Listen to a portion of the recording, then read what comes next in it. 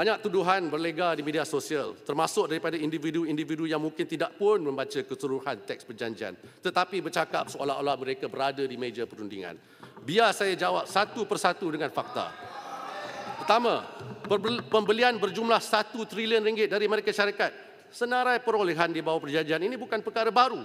Saya ada terangkan pada bulan Ogos yang lepas di Parlimen. Mungkin pada masa itu ahli Parlimen pasti gudang tidak hadir. Tapi tidak mengapa. Saya ulang semula hari ini.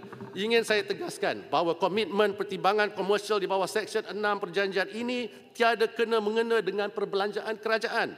Ini adalah kerana pembelian-pembelian yang bakal dilakukan oleh syarikat-syarikat berkenaan merupakan cadangan perolehan sedia ada syarikat dan tidak melibatkan sebarang dana daripada kerajaan.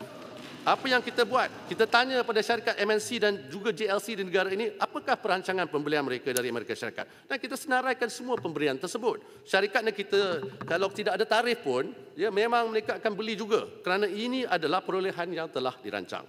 Sebagai contoh, pembelian pesawat Boeing oleh Malaysia Aviation Group telah diumumkan pada bulan Mac 2025, jauh lebih awal dari tarikh pengumuman tarif oleh Trump. Samalah juga dengan cadangan perolehan LNG oleh Petronas. Petronas sebenarnya dari dulu lagi membeli LNG dari pelbagai negara, termasuk Amerika Syarikat. Sebelum pengumuman tarif pun, Petronas dah beli LNG dari Amerika Syarikat.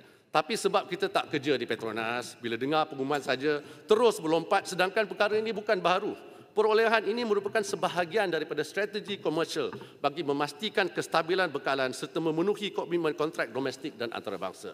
Langkah ini diambil khususnya memandangkan komitmen bekalan jangka panjang Petronas melebihi keupayaan pengeluaran sedia ada. Jadi sehubungan itu, perolehan LNG daripada negara pengeluar lain termasuk dari Amerika Syarikat akan membolehkan Petronas mengoptimumkan bekalan dan memastikan penghantaran ataupun delivery yang stabil kepada pelanggan. Ini bukan arahan politik dari Washington.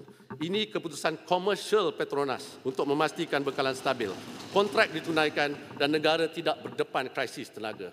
Negara berdaulat mesti ada sumber dan pilihan tenaga yang pelbagai. Itu namanya keselamatan tenaga ataupun energy security, bukan kebergantungan.